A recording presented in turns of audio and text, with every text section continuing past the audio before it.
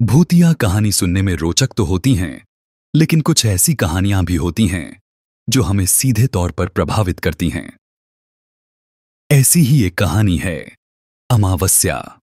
दरअसल अमावस्या की काली रात अच्छाई और बुराई दोनों के लिए एक अवसर होती है, जिसमें कई लोग साधनाएं करके अपनी इच्छा अनुरूप शक्तियां प्राप्त करते हैं। ऐसे ही एक भयानक अमावस्या की रात एक औरत घने जंगल के बीच घोर साधना में लगी हुई थी।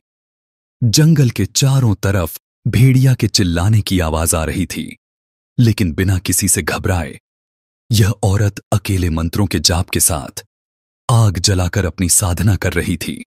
जैसे जैसे समय बीतता जाता है, औरत उग्र होती जाती है। वह अपनी जगह से ऊपर उठने लगती है। उसके सामने की आग उसके साथ ही ऊपर उठती जा रही थी और देखते देखते आग की लपटें आसमान को छूने लगती हैं और वह औरत जमीन पर नीचे गिर जाती है और कुछ ही पलों में उठकर खड़ी हो जाती है। अमावस्या की काली रात के प्रभाव की वजह से उसने रूहानी शक्तियां प्राप्त कर ली थीं और अब वह तैयार थी अपना प्रतिशोध लेने के लिए। दरअसल ममता 6 माह पहले शादी करके गांव से शहर आई थी। कि वह अपने पति के साथ एक किराए के मकान में रहती थी। ममता घरेलू महिला थी। वह ज्यादातर समय घर के कामों में लगी रहती थी। ममता के पति बैंक में एक क्लर्क थे। उनका नाम सुरेश था और सुरेश के बॉस उसे उसके काम की वजह से बहुत पसंद करते थे। सुरेश एक अच्छा कर्मचारी था। वह पूरी जिम्मेदारी से अपने साथ साथ अपने सहकर्मियों का भी काम करवा दिया करता था। उसका स्वभाव बहुत ही संकोची था, इसलिए वह किसी को भी मना करने में हिचकता था। एक दिन उसके बॉस उसे अपने चेंबर में बुलाते हैं और कहते हैं कि तुम्हारी नई नई शादी हुई है और तुम कहीं बाहर नहीं गए हो। जाओ अपने परिवार के साथ थोड़ा समय बिताओ। सुरेश को अपने बॉस की बात से खुशी होती है और वह मुस्कुराते हुए कहता है, जी बॉस, अगले महीने अपनी पत्नी के साथ कहीं बाहर जाने का सोच रहा हूं। बॉस अपने पर्स से कुछ पैसे निकालकर सुरेश को दे देते हैं और कहते हैं, यह मेरी तरफ से तुम्हारे लिए है, जाओ मजे करो। सुरेश पैसे लेकर घर आ जाता है। घर में ममता उसके लिए खाने की तैयारी कर रही होती हैं। सुरेश ममता को बताता है कि बॉस ने बाहर घूमने की इजाजत दे दी है, हम अगले हफ्ते ही चलते हैं। दोनों बाहर जाने के लिए काफी उत्साहित होते हैं। सुरेश के मोबाइल में अचानक बॉस का फोन आता है और वह कहते हैं, मैंने तुम्हारे घूमने के लिए एक कार बुक की है जो तुम्हें अच्छे से सारी जगह घुमाएगी। सुरेश अपने बॉस को धन्यवाद देता है और कहता है, बॉस आप क्यों परेशान हो रहे हैं, हम खुद ट्रेन से चले जाते हैं। लेकिन बॉस की जिद करने पर सुरेश उनका ऑफर मान लेता है। ममता सुरेश से कहती है कि हमें कुछ सामान लेना होगा, चलो आज बाजार चलते हैं। अगले 2 दिनों में इन्हें निकलना है, इसलिए सुरेश बाजार जाने को तैयार हो जाता है। सुरेश और ममता बाजार जाकर अपने पसंद के कपड़े और कुछ खाने पीने की वस्तुएं खरीदते हैं। वह अपने सफर के लिए तैयार हो जाते हैं। बॉस की भेजी हुई कार दरवाजे पर आकर समय से खड़ी हो जाती है। सुरेश कार की डिग्गी में सारा सामान जमाता है और दोनों कार में बैठकर निकल पड़ते हैं अपने रोमांचक लम्हों की ओर। खूबसूरत वादियों का मजा लेते हुए सुरेश और ममता गाने गुनगुना रहे थे। ड्राइवर गाड़ी चला रहा था। अचानक ड्राइवर गाड़ी का दरवाजा खोलकर बाहर कूद जाता है और गाड़ी का संतुलन बिगड़ जाता है, जिससे गाड़ी पहाड़ी से नीचे जंगली रास्ते की तरफ मुड़ जाती है और तेजी से जाकर एक पेड़ से लटक जाती है। ममता और सुरेश जोर जोर से मदद के लिए चिल्लाने लगते हैं। तभी सड़क के ऊपर एक कार आकर रुकती है, लेकिन इनकी कार रोड से थोड़ा नीचे एक पेड़ के सहारे लटकी होती है। कार की आवाज सुनने से दोनों को लगता है कि अब शायद यह बच जाएंगे ना। तभी ऊपर से एक व्यक्ति बड़ी सी लकड़ी लेकर इनकी कार को जोर जोर से धक्का देने लगता है। ममता और सुरेश को कुछ समझ नहीं आता कि यह इन्हें बचाना चाहते हैं या मारना। अचानक सुरेश की नजर अपने बॉस पर पड़ती है, जो कि रोड के किनारे खड़े होकर सिगरेट पी रहा होता है। सुरेश जोर से आवाज लगाता है, बॉस हमें बचाइए। लेकिन सुरेश के बॉस एक बहुत बड़ा पत्थर लाकर कार के ऊपर पटक देते हैं और पेड़ की लकड़ी टूट जाती है, जिससे कार खाई में जा गिरती है। और खाई गहरी होने के साथ साथ जानवरों से भी भरी है। दरअसल यह बहुत बड़ा जंगल है जो जमीन की बहुत गहराई में फैला हुआ है। यहां गिरने के बाद आज तक कोई नहीं बचा, इसलिए सुरेश के बॉस ने यही जगह चुनी थी।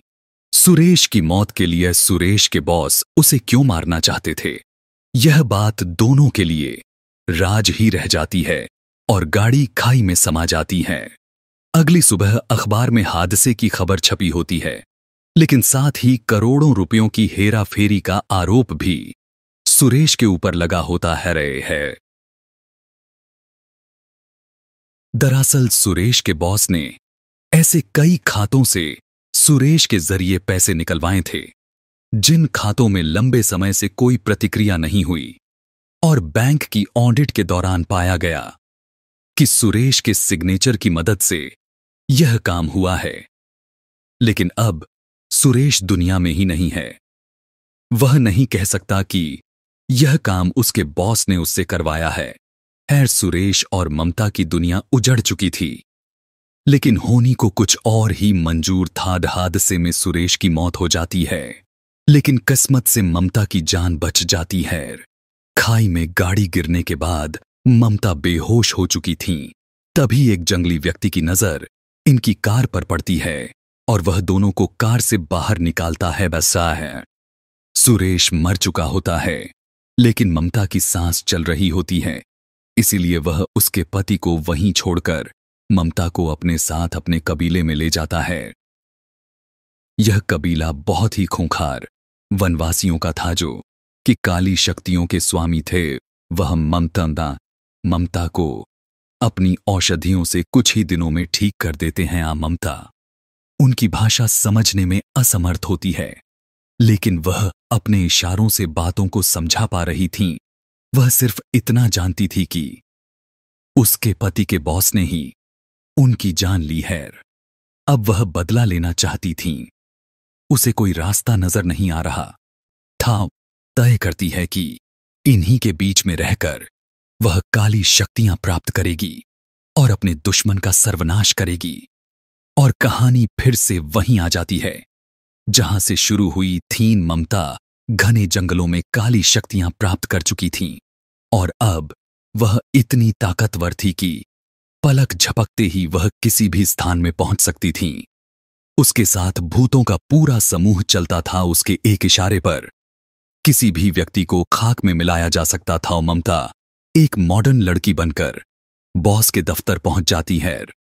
दरअसल ममता को सुरेश के बॉस ने कभी नहीं देखा था, इसलिए वह उसे पहचान नहीं पाते।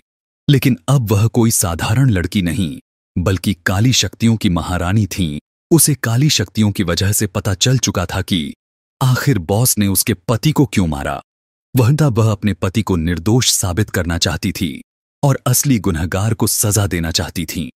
ममता ने काली शक्तियों के प्रभाव से एक आकर्षित रूप धारण किया था, जिसे देखते ही सुरेश के बॉस मोहित हो जाते हैं। ममता बॉस से झूठ कहती है कि मेरे पिता के खाते में करोड़ों रुपया है, लेकिन वह खाता किसी और का होता है जो इस दुनिया से जा चुका था, और उसके बेटे भी उस खाते के बारे में नहीं जानते। लेकिन ममता को अपनी काली शक्तियों से उस खाते की जानकारी मिल जाती है, इसीलिए वह बॉस को फंसाने के लिए उसी बैंक खाते का इस्तेमाल करती है। बॉस खाते का बैलेंस देखकर दंग रह जाते हैं।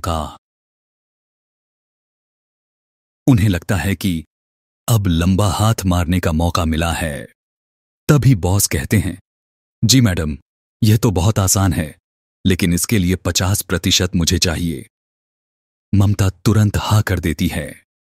तभी वह अपने एक क्लर्क को बुलाते हैं और कहते हैं कि जाओ मैडम के खाते से पैसे निकालने की प्रक्रिया पूरी करो। क्लर्क बैंक में नया था, उसे बॉस की काली करतूत नहीं पता कि बॉस कैसे निर्दोष कर्मचारियों को गैर कानूनी तरीके से पैसे कमाने के लिए इस्तेमाल करके उन्हें जुर्म में फंसाता है।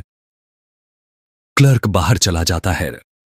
इसी दौरान सारी बातें ममता रिकॉर्ड कर लेती है ताकि उसे मारने से पहले अपने पति को निर्दोष साबित करने के सबूत हासिल कर लें।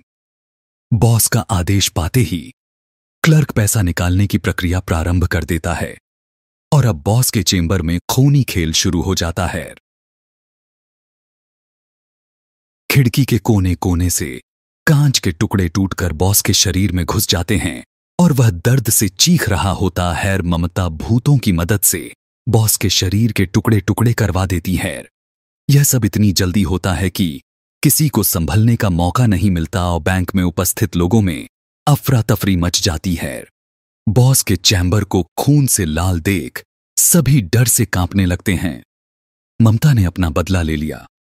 थाड़ ममता चैम्बर से बाहर आकर अपने आप को पुलिस के हवाले कर देती है।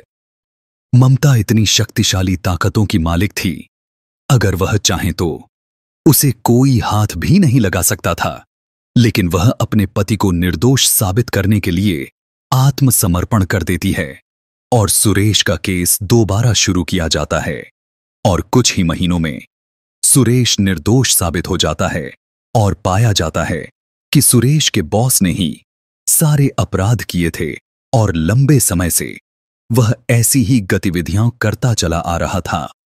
उसको कानूनी मापदंडों के अनुसार अपराधी माना जाता है, लेकिन अब वह इस दुनिया में नहीं था, इसलिए उसे दोबारा सजा नहीं दी जा सकती थी। लेकिन उसकी हत्या के जुर्म में ममता को सजा काटनी पड़ती है और ममता के बदले के साथ यह कहानी भी समाप्त हो जाती है। सो आई होप गाइज आपको यह स्टोरी अच्छी लगी होगी। ऐसे ही मजेदार और डरावनी कहानी सुनने के लिए चैनल को सब्सक्राइब करें।